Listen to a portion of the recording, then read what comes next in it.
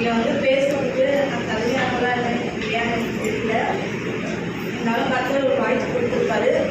ஆண்டவர் போட்டு பேசுவாரு. நான் நம்மளை ஜெபிக்கலாம். எங்களை அதிகமாக நேசிக்கிறேன். நன்றி தந்துட்டேன் அப்பா. இந்த வேலையில் கூட கட்சா என் வாழ்க்கையில் பேசுறதுக்காக அப்பா உங்களை பிரசித்த அப்பா உங்களை ஜனங்களுக்கு சொல்றதுக்காக எங்களை வாய்ப்பு கொடுத்துருக்கேன். பேசிட்டு கட்சா அப்பா என்னை மறைத்து நீ பேசுகிறேன். என் ஜனங்களுக்கு நீ பேச வேண்டியது கட்சா. நீ வந்து தூயாவையான ஒரு பரிசுத்தாவையான ஒரு இறங்கி இங்கே பேசுகிறப்பா. சரி ஆசிர்வதிங்க வழி நடத்துகிறேன். ஆமென். எடுத்து வாசிக்கலாம். ஏசாயா 48வது அதிகாரம் 10வது வசனம். ஏசாயா 48:10. இதோ உம்மை குடமிட்டேன், ஆனாலும் வெள்ளியை போலல்ல, உபத்திரவத்தின் ஒரு முறையிலே உம்மை தெரிந்து கொண்டேன். ஆமென். அல்லேலூயா.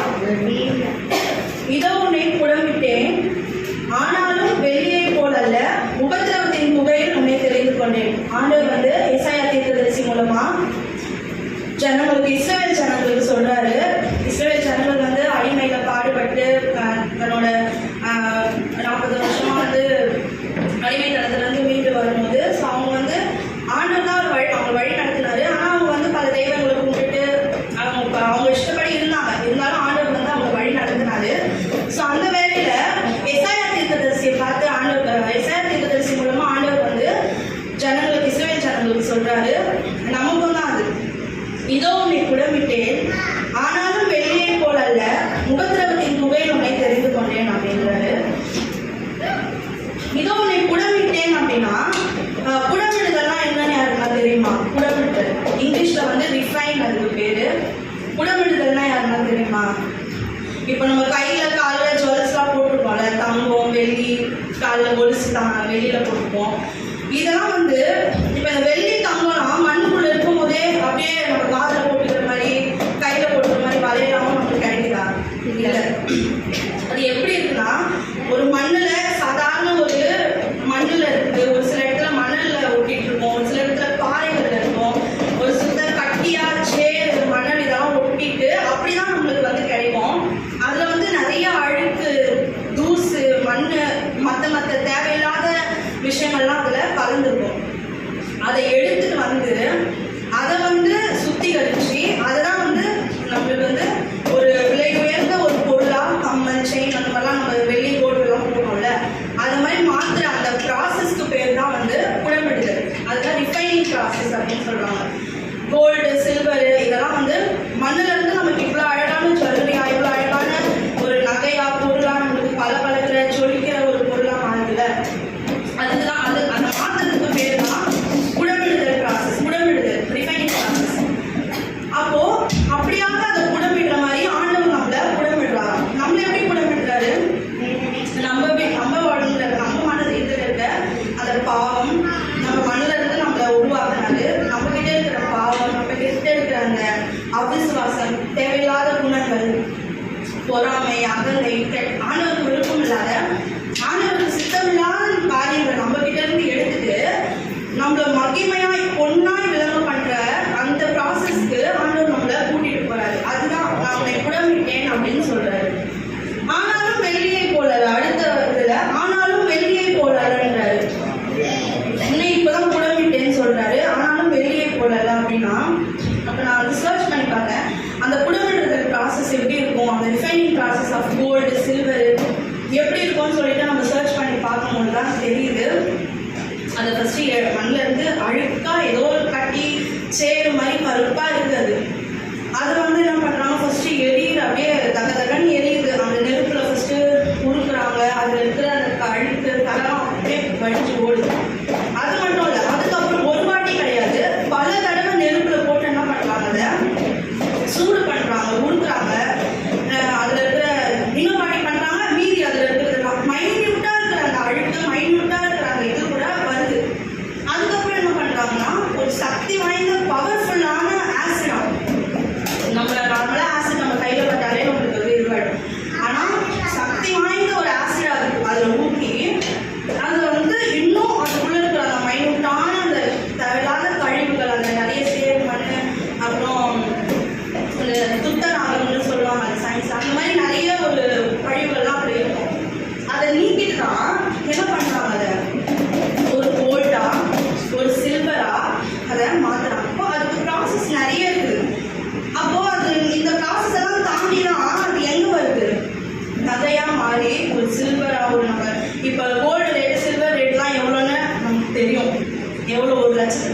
இருக்கு. அப்போ இந்த ப்ராசஸ் எல்லாம் பார்க்கும்போது ஓகே, அதுக்கான விலை கரெக்ட் தான், நம்மளால வாங்க முடியாது, அது வேற விஷயம். ஆனா அந்த கோல்டு சில்வருக்கு அதுக்கான ரேட் வந்து கரெக்ட் தான். ஏன்னா இவ்வளோ ப்ராசஸை தாண்டி, இவ்வளோ இதை தாண்டி அது ஒரு இடத்துக்கு வருது. அதோட மதிப்பு இப்போ எப்படி, இப்போ ஒரு நல்ல கடைக்கு போனா 1 கிராம் கோல்டும் அந்த இடத்துல தான் இருக்கும், 10 சவரன் கோல்டும் அதே இடத்துல தான் இருக்கும்.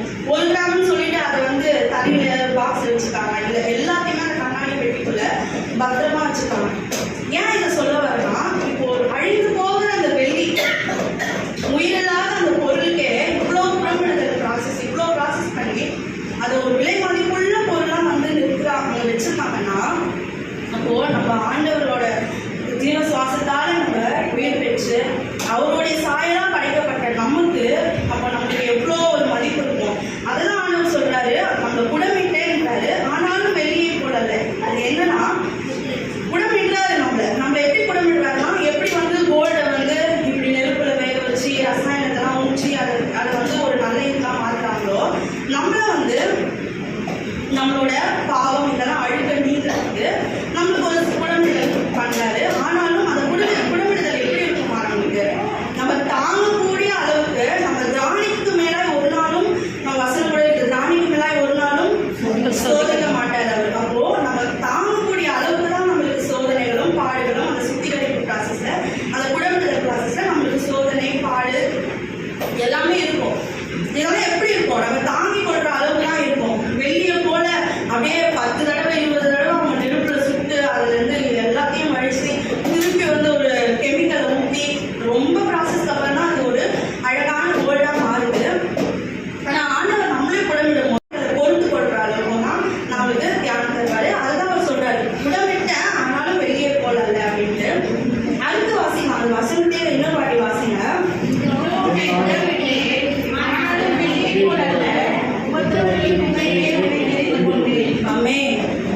ஆண்டவர் நம்மளை எப்படி தெரிந்து கொண்டிருக்காரு, ஏதோ போற போக்குல அப்படியே நம்ம எல்லா சேனல்லையும் பார்த்து அப்படியே தெரிந்து கொள்ளல, உபத்திரவத்தின் குகையில நம்மளை தெரிந்து கொண்டாராம்.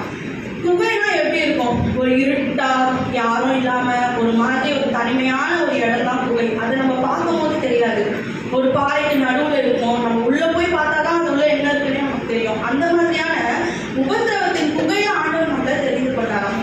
அப்ப இந்த குடமிடுதல் ப்ராசஸ், இந்த குடமிடுதல் யாருக்கு நடக்கும், ஆண்டவரால தெரிந்து கொள்ளப்பட்டவர்களுக்கு தான் இந்த குடமிடுதல் நடக்குது. இப்போ நம்ம ஆண்டவரால தெரிந்து கொள்ளப்பட்டவர்களா, நம்ம ஆமா ஆண்டவரால தெரிந்து கொள்ளப்பட்டதுனாலதான் இங்க வந்து நம்ம உட்கார்ந்துருக்கோம்.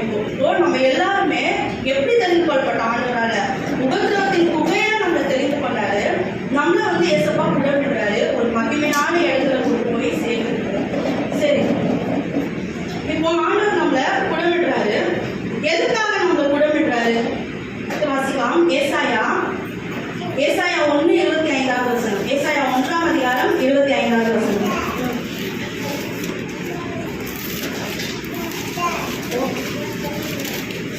நான் என் கையை உன்னிடமாய் திருப்பி கலைமுனைக்க உன்னை சுத்தமாய் உடம்பிட்டு உரியத்தை எல்லாம் விட்டுவிடும். ஹல்லேலூயா.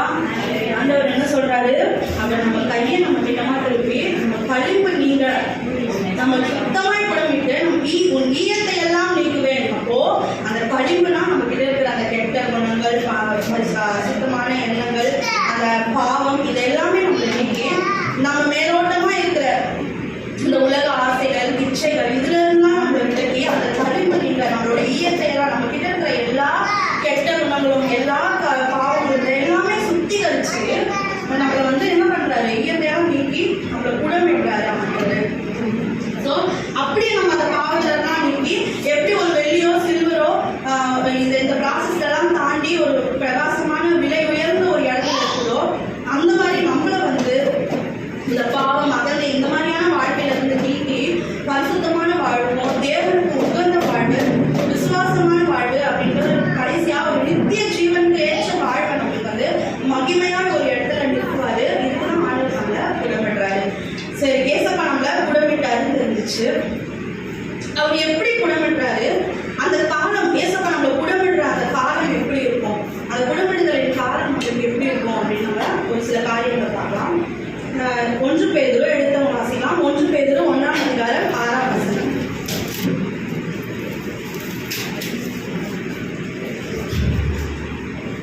1 பேதுரு 1ஆம் அதிகாரம் 6வது வசனம்.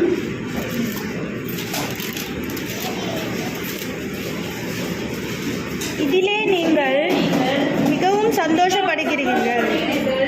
என்றாலும் துன்பப்பட வேண்டியது அவசியமானதால் இப்பொழுது கொஞ்ச காலம் பலவிதமான சோதனைகளினாலே துக்கப்படுகிறீர்கள். ஆமென். என்ன சொல்றாரு ஆண்டவர்?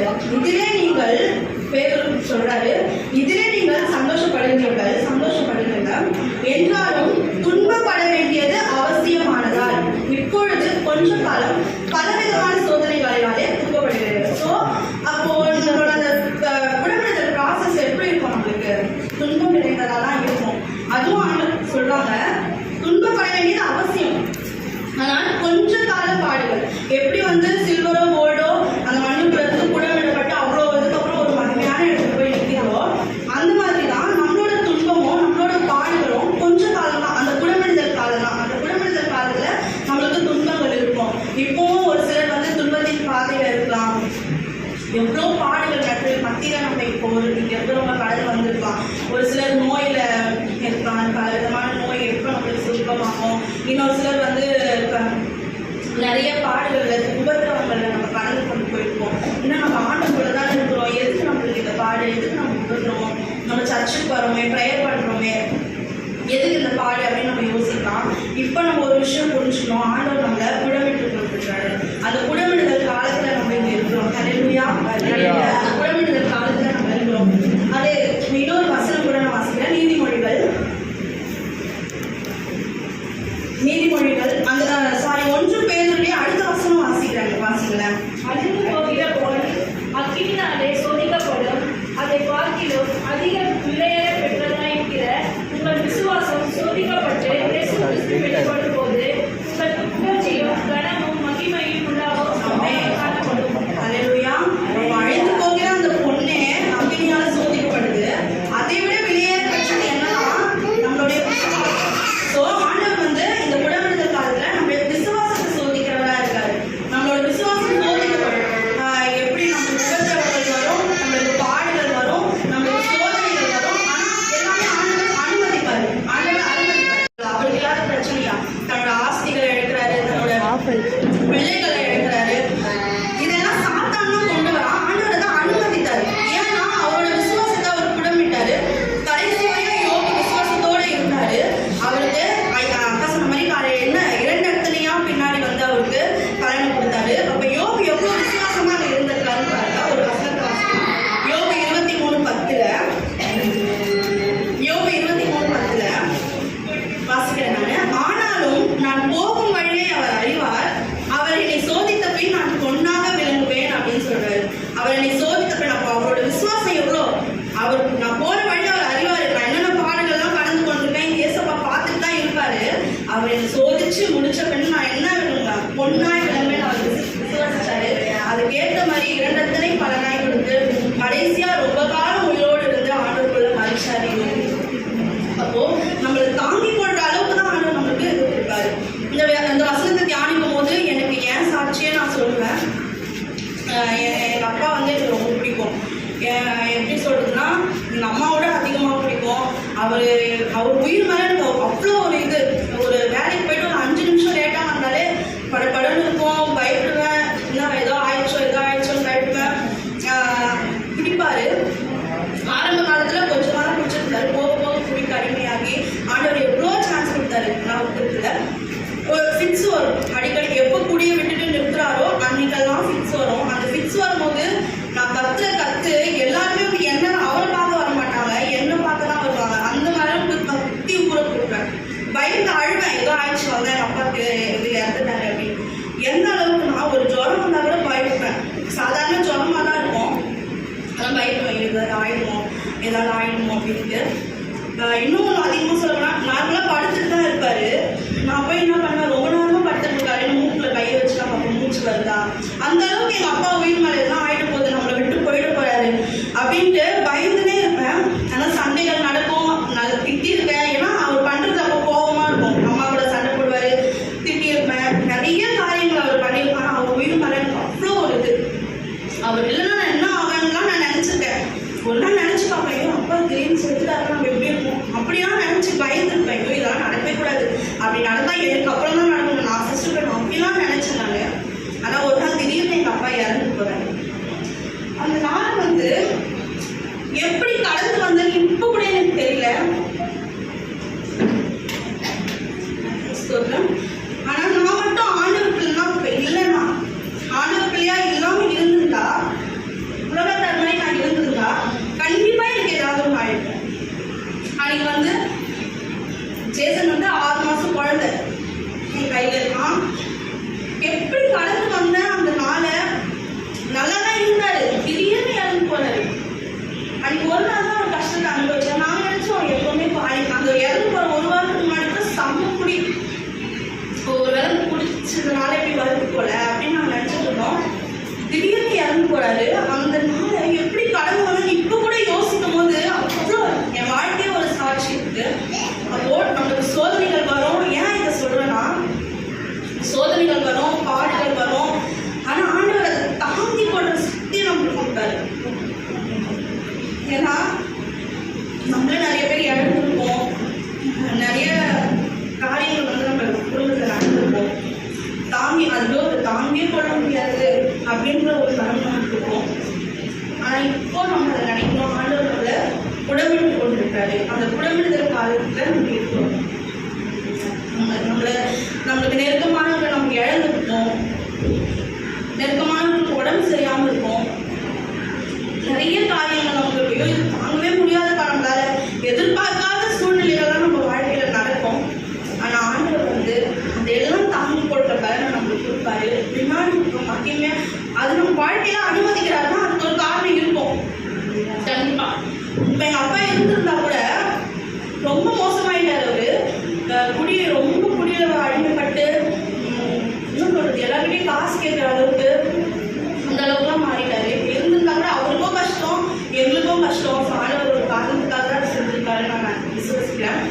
செய்ய சொல்லணும்னா இப்படியாப்பட்ட பாடுகளும் இப்படியாப்பட்ட உபத்திரங்களும் நம்ம வாழ்க்கையில வரும்போது நம்ம தைரியமா இருக்கணும், நம்ம சந்தோஷமா இருக்கணும். அதுதான் நம்ம சொல்றாரு, சந்தோஷமா இருங்க. இது கொஞ்ச காலம் துன்பப்பட வேண்டியது அவசியம் தான், ஆனா அது கொஞ்ச காலம் பின்னாடி நம்ம மகிமையா இருக்கணும். ஸோ ஃபர்ஸ்ட் நம்மள சோதிக்கிறார். நம்மளோட இந்த குடும்பத்தில் காலத்துல ஃபர்ஸ்ட் ஏசப்பா நம்மள சோதிப்பாரு. எதுக்குன்னா நம்மளோட விசுவாசத்தை சோதிப்பாரு, நம்மளோட விசுவாசத்தை சோதிப்பாரு. நம்ம பிள்ளை விசுவாசமோட இருக்கிறாங்க, அதனால நம்மளுக்கு பல துன்பங்கள் பாடுகள் நம்மளுக்கு கண்டிப்பா வரும். இந்த நேரத்தில் துன்பத்தோட பாடல் கடந்து கொண்டிருந்தோம்னா நம்ம விசுவாசிங்க, ஆண்டவர் நம்மளை புடமிட்டு கொண்டிருக்காரு. அடுத்தது காத்திருப்பு காலம் அதிகம்.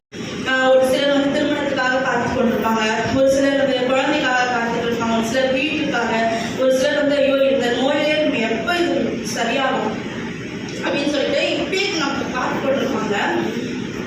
ஒரு சிலர் வேலைக்காக காத்து கொண்டிருப்பாங்க, ஒரு சிலர் ஒரு நல்ல லைஃப்காக காத்து கொண்டிருப்பாங்க. ஸோ மண்ணு அடியில் இருக்கிற எல்லா அந்த வேலை அவ்வளோ ஸ்ட்ராங்காக உறுதிப்படுத்திட்டு என்ன பண்ணுமா, அடுத்த நாள் சர்ச் பண்ணி பார்க்கும்போது என்ன தெரிஞ்சுன்னா அந்த ஒரு நாளைக்கு 24 மணி நேரத்தில் 35 50 இன்ச் வரைக்கும் வளருமா. அது அப்போ 2-3 வாரத்திலேயே மூங்கில் மலையெல்லாம் பார்த்துருக்கோம்ல, எப்படி இருக்கும், செம்ம பெருசா அழகா அடையிற கொம்புகள்லாம் அவ்வளோ சூப்பராக இருக்கும். அதில் எவ்வளோ ஒரு பொருளாக தயாரிக்கிறாங்க. அது நிறைய வீட்டுக்கு தேவையான நிறைய பொருள், கட்டுமான பணிகளுக்கு அதை தூக்குறதுக்கு அது மூங்கிலாம் வச்சு தூக்குவாங்க. அப்போது நம்ம கட்டுற கம்பி இருக்குல்ல, அந்த கம்பிக்கு இணையான ஒரு சக்தி அந்த மூங்கில் மரத்துக்கு இருக்கலாம். அது மாத்திரம் இல்லை, இது எல்லாத்தோட மேலானது. நம்ம வந்து கார்பன் டை ஆக்சைடு வெளியே விட்டோம், நமக்கு ஆக்சிஜன் மற்ற மரங்கள் இருந்து நமக்கு கிடைக்குது. ஆனால் அந்த மூங்கில் மரத்தில் மட்டும் மற்ற மரங்களை விட 30% அதிகமாக நம்மளுக்கு ஆக்சிஜன் கிடைக்குது. அப்போ அந்த மூங்கில் மரம் இருக்கிற இடத்துலலாம் நமக்கு அதிகமான ஆக்சிஜன் கிடைக்குது. அப்போ அப்படியாப்பட்ட ஒரு வல்லமையில அந்த மூங்கில் மரம் அவர் வச்சாரு. ஆனால் 4 வருஷம் பொண்ணே பார்த்துருந்தாரு, எல்லாரும் சிரிச்சாங்க. ஆனால் 5ஆவது வருஷத்துல 1-2 வாரத்திலேயே பலன்னு சொல்லிட்டு வானத்தை முற்ற அளவுக்கு வந்துருச்சு. ஸோ ஆண்டவர் என்ன பண்றாரு, அந்த மூங்கில் மரம் நம்ம இருதயத்தை ஸ்திரப்படுத்துறாரு. அந்த காத்திருப்பு காலம் எதுக்குன்னா நமக்கு நம்ம இருதயத்தை வந்து ஸ்திரப்படுத்துறதுக்கு தான் அந்த காத்திருப்பு காலம். ஒரு வசனத்தோட வாசிக்கலாம். ஆபகுக் 2ஆம் அதிகாரம் 3வது வசனம். ஆபகுக் 2:3. 2ஆம் அதிகாரம் 3வது வசனம்.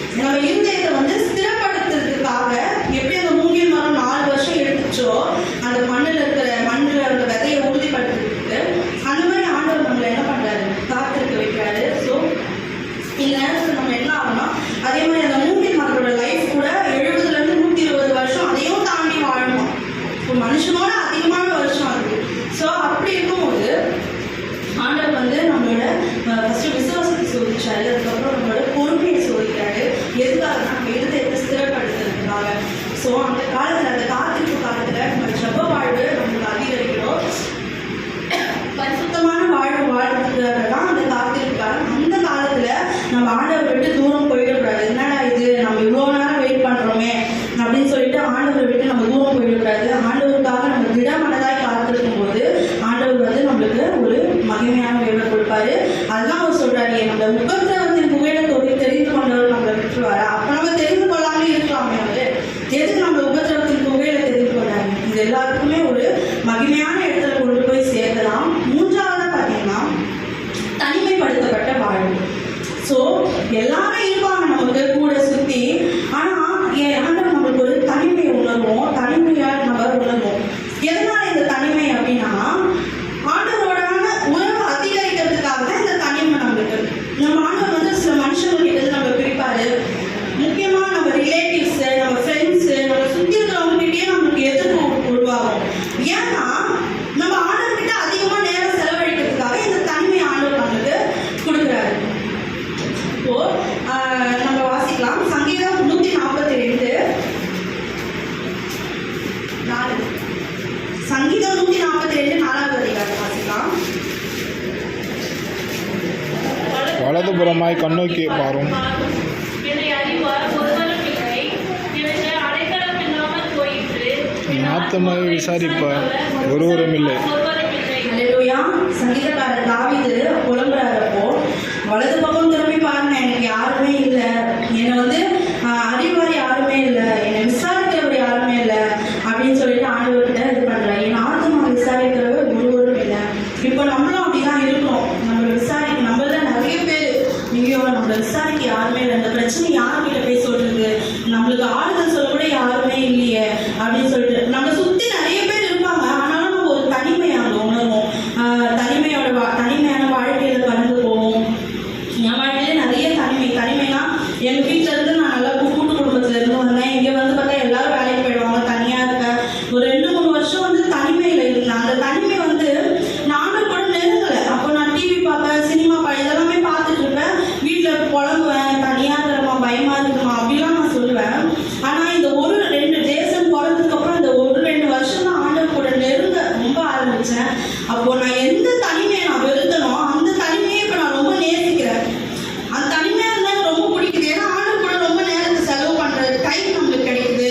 சுற்றி நான் அந்த 7 o'clock ப்ரேயர் கூட எங்கள் வீட்டுக்கு போனால் என்னால் அட்டன் பண்ண முடியாது. ஏன்னா நிறைய பேர் இருப்பாங்க, பேசுவாங்க, அந்த டைம் தான் ஏதாவது ஒன்று நடக்கும், அப்போ அட்டன் பண்ண முடியாது. அப்போ நம்மளுக்கு அந்த தனிமை எதுக்குன்னா ஆண்டவரோடு கூட நம்ம உறவை அதிகமாக வச்சுக்கிறதுக்காக தான் அந்த தனிமையை நம்ம ஆண்டவர் அனுமதிக்கிறாரு. நம்ம வந்து விசாரிக்கிற தேவன் அவர் நம்ம தனிமையை வந்து அனுமதிக்கிறாரு நம்மளுக்கு. அப்போ நம்ம யாருமே இல்லைன்னா ஆண்டவர் நம்மளை விசாரிப்பாரு, ஆண்டவர் நம்மளுக்கு ஆறுதல் சொல்வாரு.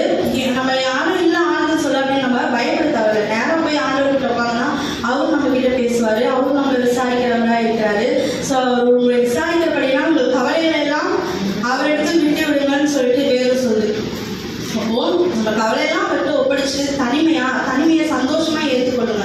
ஏன்னா இது வந்து ஒரு புடமிடுதல். ஆண்டவர் நம்மளை புடமிட்டு கொண்டிருக்கிற காரணம் இந்த தனிமை. ஸோ இதை ஏற்றுக்கொள்ளுங்க. நம்ம வேதத்துல நிறைய பேர் வந்து பார்த்துப்போம். நம்ம எல்லாருக்கும் தெரிஞ்ச யோசேப்பு என்ன பண்ண, அவங்க சகோதரர்களாலே விற்கப்படுறாரு. தன்னோட சகோதரர்களாலே என்ன பண்றாரு, குழியில தள்ளப்படுறாரு. அப்போ ஒரு நாள் ஃபுல்லா அந்த குழியிலே இருக்கிறாரு. அப்போ எவ்வளவு தனிமை அவருக்கு இருந்திருக்கும், எப்படி கத்துறாரு, என்னை காப்பாற்றுங்க. அவங்க சகோதரர்களே, சொந்த சகோதரர்களே மனசாட்சி இல்லாம அவர் வந்து காப்பாற்ற முயற்சியே பண்ணல. ஒரு நாள் ஃபுல்லா இருக்கிறாரு. அதுக்கப்புறம் என்ன பண்றாங்க, அடிமையெல்லாம் வித்துடுறாங்க. எகிப்துல இருந்து வந்த ஜனங்களுக்கு அடிமையா விற்கிறாங்க.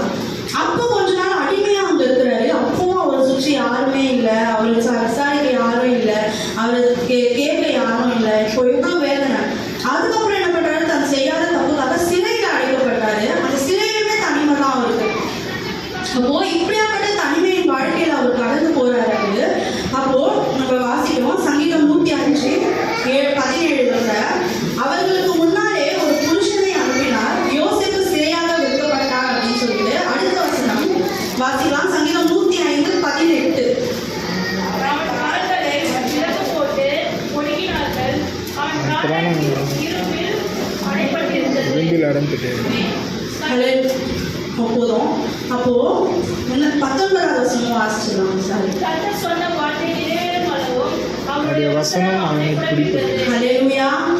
அப்போ அவனோட பிராணன் எப்படி இருந்தா இரும்புல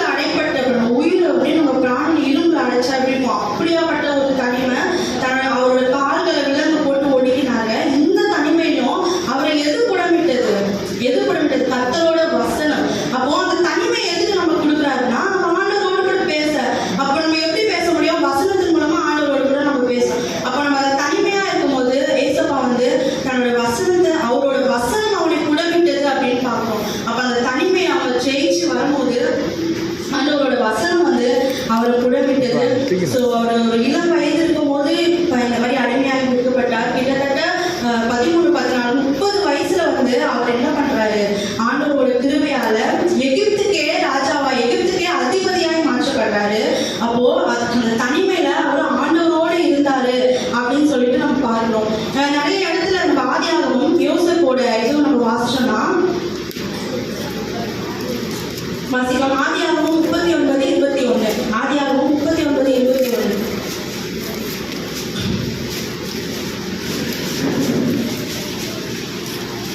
கர்த்தரோ யோசேப்போடு இருந்தது, அவன் மேல் கிருபை வைத்து சிறைச்சாலை தலைவனுடைய தயவு அவனுக்கு பேசும்படி செய்தார். அதே 23வது வசனம் வாசிங்க. 23வது வசனம். கர்த்தர் அவனோடு இருந்தபடினாலும் அவன் எதை செய்தானோ அதை கர்த்தர் வாய்க்கப்படினாலும் அவன் வாசமாயிருந்த யாதொன்று குறித்து சிறைச்சாலை தலைவன் விசாரிக்கவில்லை. ஆமென். அப்போ இந்த 2 இடத்துலயும் கர்த்தர் யோசேப்போடு இருந்தார், கர்த்தர் அவனோட இருந்தார் நம்ம பார்க்கிறோம்.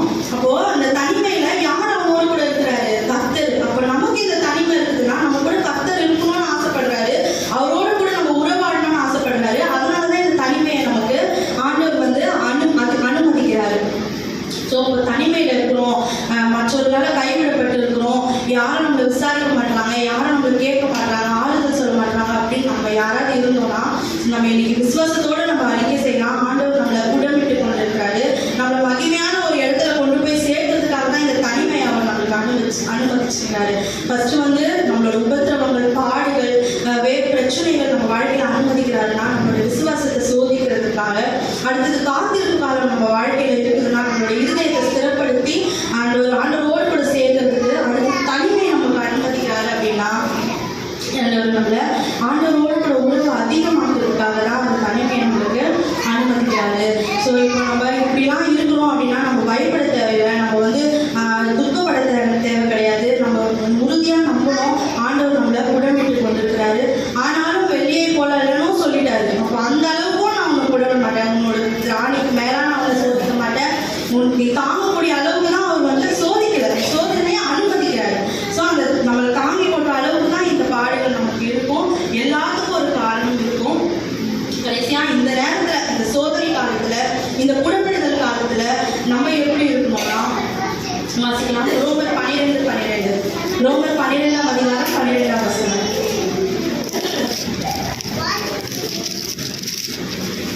நம்பிக்கையிலே சந்தோஷமாயிருங்கள், உபத்திரவத்திலே பொறுமையாயிருங்கள், ஜெபத்திலே உறுதியாய். அல்லேலூயா. அப்போ இந்த புடமிட காலத்தில் நம்ம எப்படி இருக்கணும்? நம்பிக்கையில சந்தோஷமா இருக்கணும், சந்தோஷமா இருக்கணும், நமக்கு ஒரு நம்பிக்கை இருக்கணும். இது நம்மளுக்கு வந்து ஒரு ரிஃபைனிங் ப்ராசஸ். இதுக்கப்புறம் நம்ம மகிமையான இடத்துக்கு கொண்டு போய் நம்ம நிறுத்தப்படுவோம். அதே மாதிரி நம்ம வந்து உபத்திரவ காலத்துல பொறுமையா இருக்கணும், பொறுமையா இருக்கணும். கர்த்தரோட செயலை நம்ம வாழ்க்கையில நம்ம அனுபவிக்க விடணும். அதுக்கப்புறம்